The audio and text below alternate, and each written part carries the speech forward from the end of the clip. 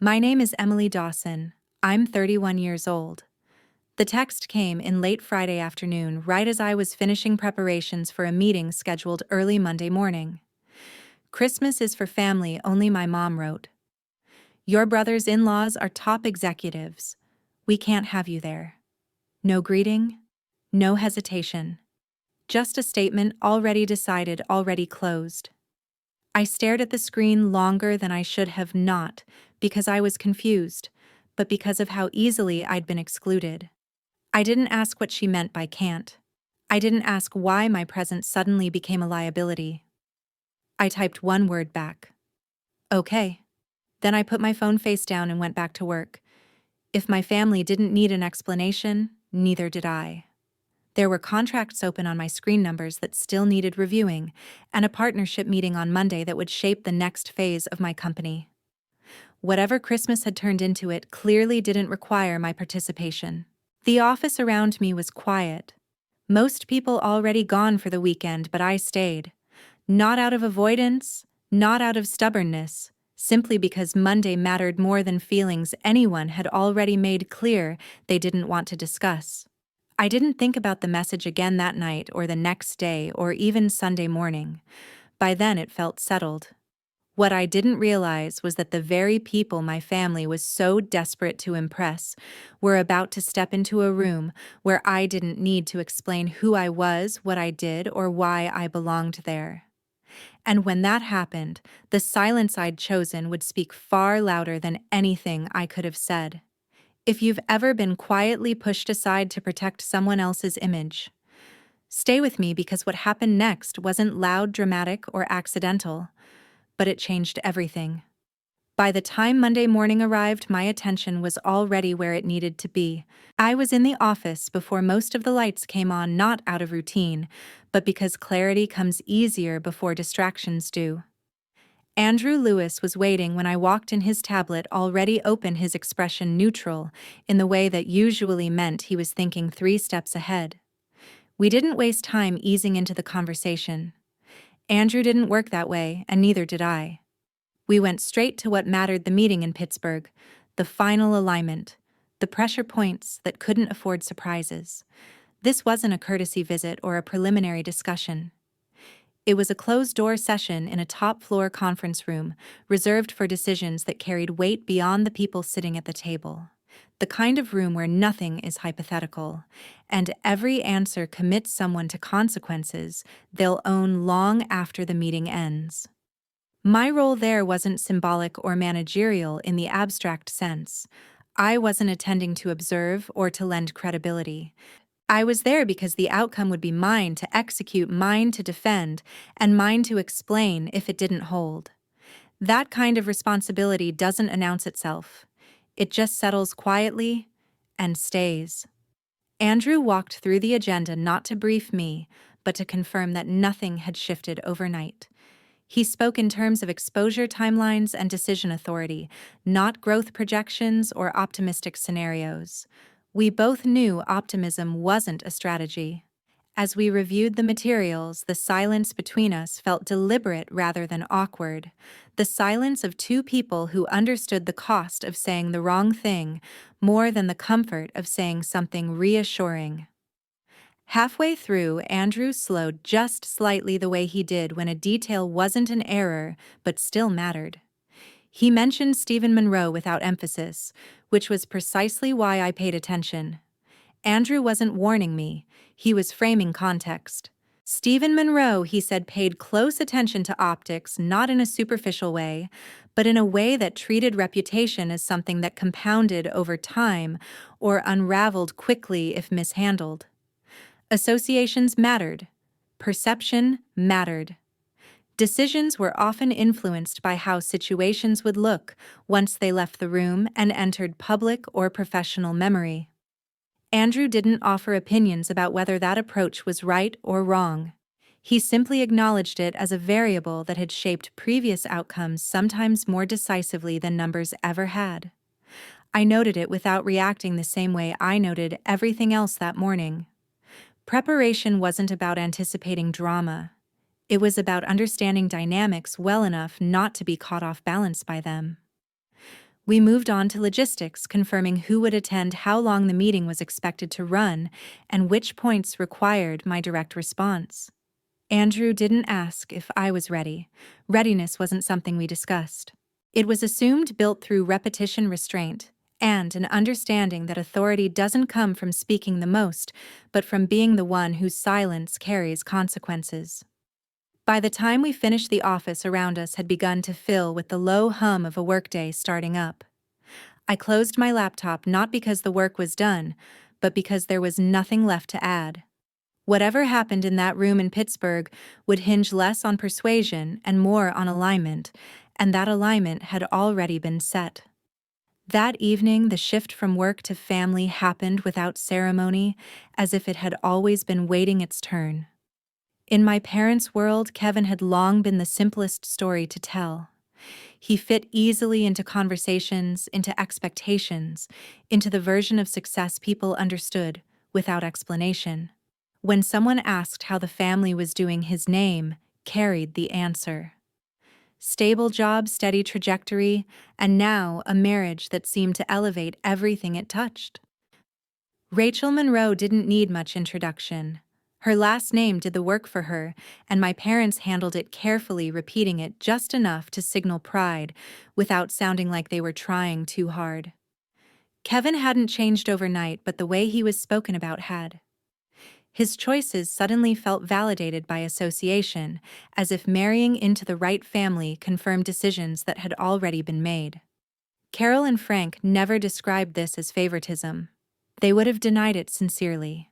In their minds, they were being responsible, attentive to how things looked, invested in keeping the family aligned with opportunities that came from being seen the right way. They spoke often about what was best for the family, not as a slogan, but as a practical framework. The phrase surfaced whenever something needed smoothing over, whenever clarity was preferable to complexity. I had learned to recognize that tone. It meant adjustments were coming. Not demands, not arguments, just gentle corrections designed to make things easier for everyone involved. Carol was especially skilled at this. She didn't confront, she reframed. At one point, she spoke to me quietly, almost kindly, explaining that if anyone asked about my work, it would be better to keep the answer simple. I could say I was between roles. I could say I was still figuring things out. There was no need to get into details, no need to complicate conversations that weren't built to hold them. She wasn't questioning my capability or dismissing my effort. She was managing a setting she believed required restraint. Some rooms, she said, responded better to familiarity than nuance, and unfamiliarity invited questions she didn't want to field. I listened. I didn't interrupt or challenge her reasoning. Arguing would have turned the moment into something larger than she intended, and I could tell that wasn't what she wanted. Frank stood nearby, silent but attentive, offering a nod that signaled agreement without the inconvenience of discussion. It wasn't cruelty. It was efficiency. They believed they were protecting the family by shaping how it was presented. Kevin didn't need to say anything at all. His position was already secure, reinforced by momentum and timing. When he talked about plans, my parents leaned forward. When Rachel's family came up, the air in the room subtly shifted, voices becoming measured, humor more cautious. No one asked me to leave. No one said I didn't belong. Instead, an expectation settled quietly that I would know when to step back, when to simplify, when to make myself less specific so everything else could remain orderly. I understood the exchange being offered without it ever being stated out loud. If I stayed vague, if I let myself be described as still finding my footing, the family could move forward without friction. Stability in exchange for silence. I didn't feel angry in that moment. I felt aware. This wasn't about hostility or intent. It was about convenience, about preserving an image that required certain edges to be softened or removed. And for the sake of keeping things calm, I allowed myself to become one of those edges. I didn't protest. I didn't correct the story being told. I simply took note of how easily my absence could be arranged without anyone needing to ask for it. The shift happened the second the door opened. The top-floor conference room had been calm, deliberate, every movement measured until Stephen Monroe stepped inside and altered the temperature without saying a word. He didn't announce himself or pause for effect. He didn't need to. His presence carried its own momentum, the kind built over decades of being listened to. Conversations stopped mid-thought. Chairs settled, attention recalibrated. Stephen Monroe scanned the room the way experienced executives do, quickly and without curiosity, assessing rather than observing. When his gaze reached me, it moved past, at first registering nothing unusual, and then returned with intention. That second look was quieter, slower, and final. Recognition didn't arrive as shock. It arrived as adjustment. His posture shifted almost imperceptibly, not in surprise, but in response to new information. In that moment, he understood two things at once. I was not a facilitator or a representative. I was the person whose decisions would define the outcome of this meeting. And I was connected to a name he knew well, a connection he had not been prepared for. He didn't react outwardly. There was no visible tension, no interruption, no question thrown across the table. Instead, a silence expanded from that realization, subtle but unmistakable, spreading through the room as others sensed the change before understanding it. Hands stilled, notes went unfinished. No one spoke. I didn't acknowledge the shift. I didn't confirm the connection. I didn't correct assumptions or soften the moment with explanation. The space that opened between us was not an accident, and I had no intention of filling it. The meeting resumed, but its structure had changed. Questions that had been addressed broadly were now directed at me, not because I demanded it, but because authority, once recognized, draws attention without effort. Stephen Monroe addressed the table with the same controlled tone he always used, but his focus returned to me, repeatedly checking alignment, weighing responses, adjusting expectations. He didn't reference family. He didn't acknowledge familiarity. He recalibrated strategy around the reality in front of him. Power didn't move through confrontation. It moved through procedure. Decisions were reframed. Risk was reassessed. What had been theoretical minutes earlier became specific, actionable, and constrained by my answers. I spoke only when addressed. I answered what was asked and nothing more. I didn't volunteer context. I didn't defend my presence. In rooms like this, explanation is often a signal of insecurity, and silence, when supported by position, becomes its own confirmation. Stephen Monroe seemed to understand that instinctively. His questions became more precise, his phrasing more deliberate. The rest of the room followed his lead, mirroring the restraint without instruction. No one said Kevin's name. No one asked how I fit into the picture. The connection existed without needing to be stated, and its weight settled into the proceedings naturally. When the meeting reached its pause, it wasn't because the conversation had run out, but because enough had been established to move forward.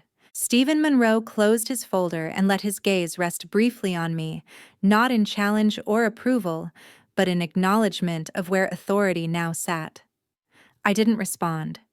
I gathered my materials and stood signaling the conclusion without formal closure. As chairs shifted and the room filled again with motion, the silence finally dissolved, but the shift remained.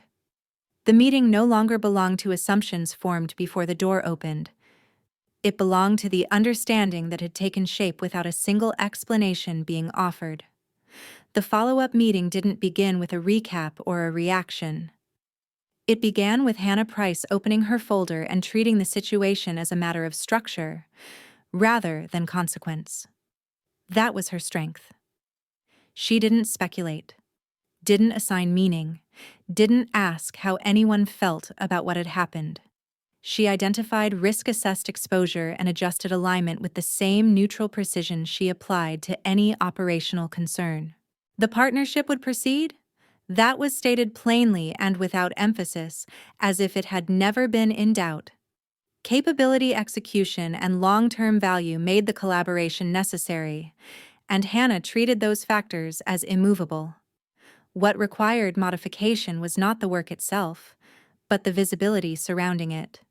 She outlined new parameters, calmly explaining how interactions would be handled going forward, which settings would include shared presence, and which would not.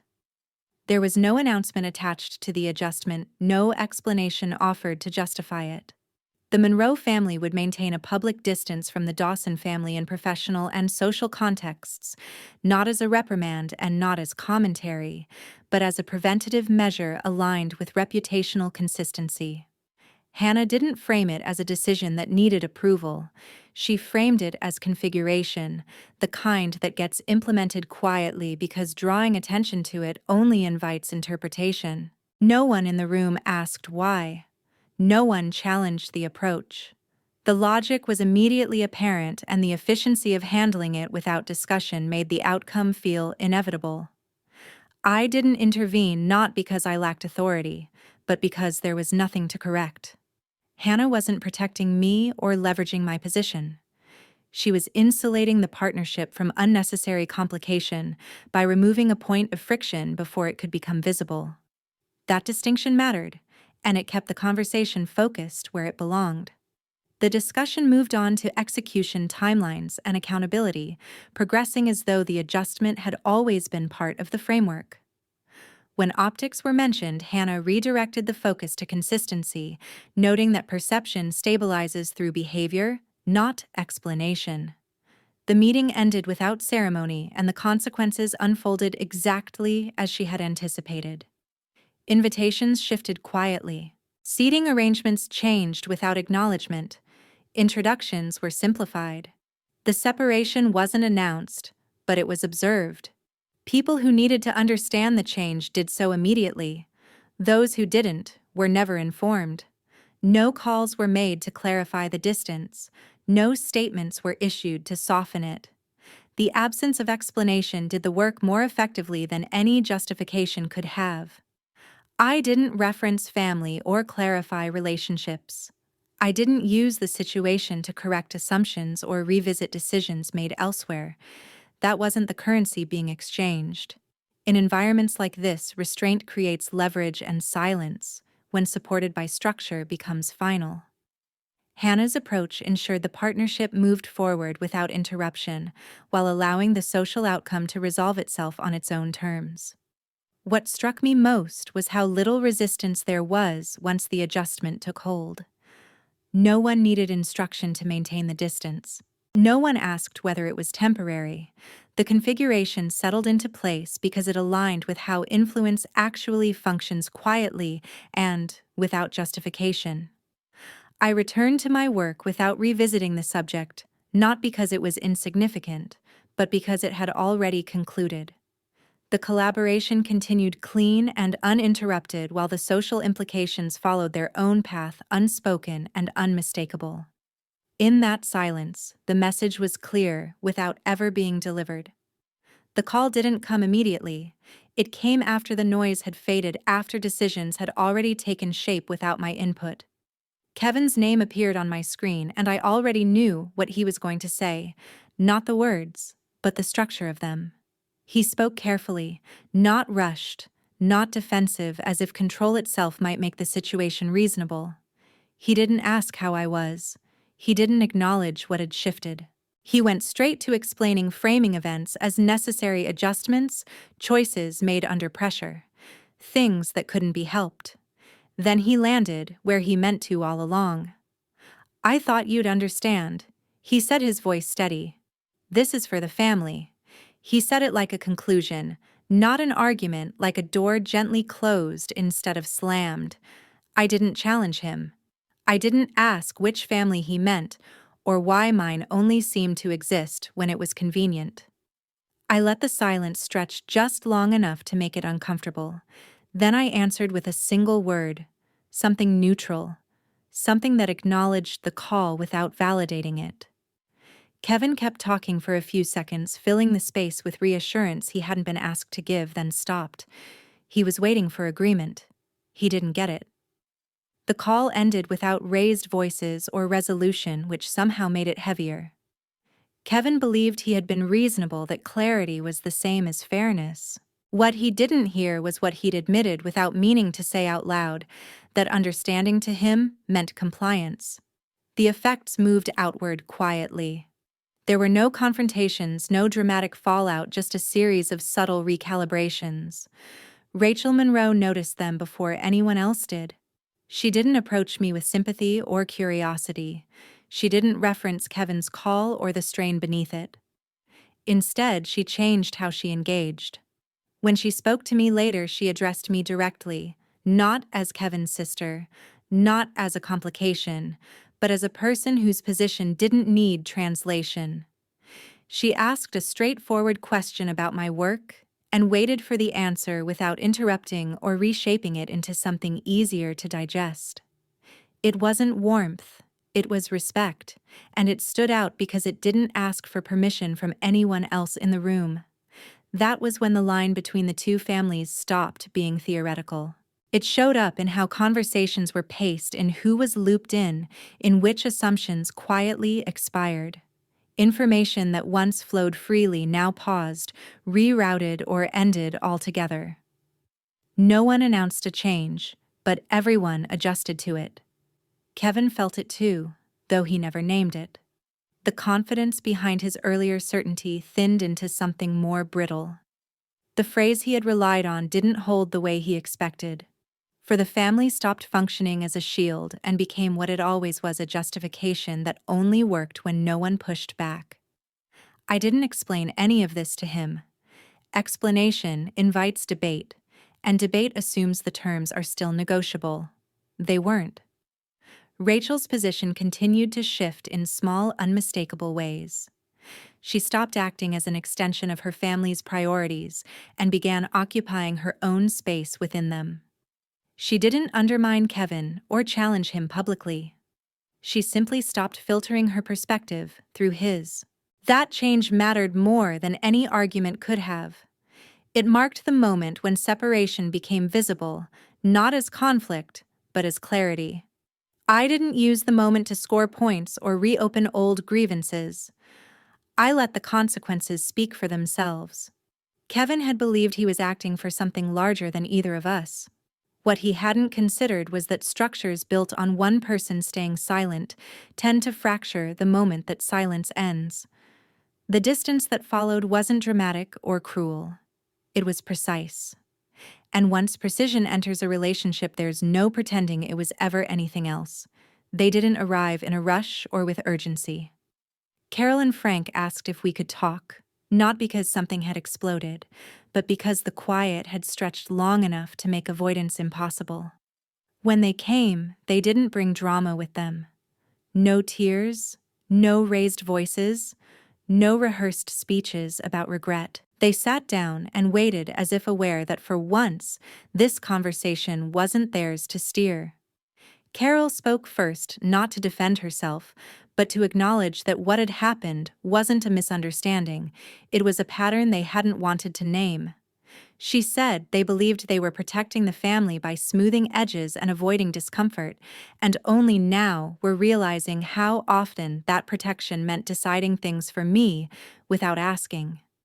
Frank followed slower, less practiced with words, admitting that silence had been easier than correction, and that ease had come at a cost they'd chosen not to measure.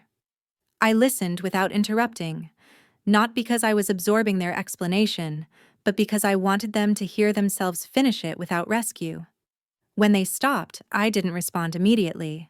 The pause wasn't dramatic, just deliberate. I told them I wasn't there to be brought back into anything. I didn't need to be invited, reintroduced, or reassured that there was a place for me if I behaved the right way. I said the problem was never whether I belonged, it was that belonging had always come with conditions I hadn't agreed to. Carol tried to explain that they never meant to diminish me, but I cut in gently, not to argue, but to be precise. I told her intent wasn't what shaped outcomes, habits did. For years, they had managed my presence the way people manage risk, minimizing it when it threatened the image they were trying to maintain. I said I wasn't angry, but I was done being managed. Frank asked what that meant going forward, his tone careful, as if any wrong phrasing might close the conversation entirely. I told him it meant I wasn't looking for forgiveness to reset the past or apologies that acted like erasers. I wasn't asking them to suddenly understand my life or celebrate choices they didn't fully grasp. What I needed was simpler and harder at the same time. I needed them to treat me as an adult whose decisions didn't require approval, whose presence didn't need to be negotiated based on who else might be watching. Carol asked if that meant there could still be a relationship. I said yes, but not the one they were used to. I explained the boundary clearly without emotion attached to it. If we were going to stay connected, it would be without edits, without preemptive explanations, without anyone speaking on my behalf to make things easier for others. If that couldn't happen, then distance wouldn't be punishment or rebellion, it would just be honesty. Neither of them argued. Carol looked unsettled, not defensive, as if she was realizing how much effort it took to keep things comfortable at the expense of someone else. Frank nodded, absorbing the terms without trying to soften them or bargain for exceptions. They didn't promise change or rush to assure me they would do better immediately. They said they needed time not as a way to delay responsibility, but because unlearning reflexes built over decades doesn't happen in a single afternoon. I told them time wasn't the issue. Assumption was. When they stood to leave, nothing felt resolved in the way people expect resolution to feel. There was no relief, no warmth, no sense of closure. But something solid had taken shape. A line had been drawn not to keep them out, but to define what any future contact would require. I hadn't forgiven them. I hadn't cut them off. I had done something quieter and more permanent. I had made it clear that access to me was no longer automatic, and for the first time that condition felt fair. Christmas arrived without drama, and that was the point. There was no scramble to fix anything, no last-minute gestures meant to soften what had already settled into place. I wasn't at the table, and no one tried to pretend that absence was temporary. The celebration went on without explanation, which made the separation feel complete rather than cruel. Kevin was there, occupying the narrow space between obligation and consequence, careful with every interaction, attentive without being present, aware that whichever direction he leaned would cost him something. The Monroe family kept their distance in a way that required no announcement. They were polite, composed, and observant, but the ease that once came automatically no longer did. Conversations stayed surface level, warmth was measured, and nothing extended beyond what was necessary. No one confronted Kevin or questioned his choices aloud. The room simply adjusted around him quietly, signaling that alignment had limits. I spent the day elsewhere, not isolating myself, just living it as it came. I worked for a while, then stopped, not because I needed distraction, but because the rhythm felt right. There was no sense of waiting for something to happen. The absence didn't feel like a loss that needed to be filled. It felt like space that had finally been acknowledged. In the evening, my phone buzzed once. It wasn't a call, and it wasn't urgent. It was Carol. The message was brief and unembellished. "If you ever want to talk, I'm here." No apology attached to it, no expectation hidden inside, no timeline implied. I read it, then set the phone down without responding. Not out of defiance, and not because I wanted to prolong tension, but because some openings aren't meant to be stepped through immediately. Responding would have been easy. Ignoring it completely would have been easy too. What mattered was choosing neither. Leaving it unanswered wasn't avoidance, it was accuracy. The relationship had shifted, and pretending it could be resolved on demand would have undone everything that had just been made clear. I wasn't closing a door, but I wasn't reopening one either. The message stayed where it was, not as leverage, not as a reminder, just as proof that the terms had changed. Kevin would have to decide over time whether he could stand in the middle without asking someone else to shrink to make room for him. Carol and Frank would have to learn whether connection could exist without control, without managing outcomes, without smoothing over discomfort for the sake of appearances. The Monroe family had already recalibrated quietly and decisively, drawing a line that didn't require explanation. And I was exactly where I needed to be, not because everything had been resolved, but because nothing was being forced anymore. The evening continued without interruption. The phone stayed face down. The message remained unanswered. The silence wasn't empty, it was intentional. The door wasn't shut, and it wasn't open. It simply existed as it was waiting for something genuine enough to justify movement. Thank you all for taking the time to watch the video. If you found this story meaningful, don't forget to like, leave a comment sharing your thoughts, and subscribe to the channel so you don't miss any upcoming videos.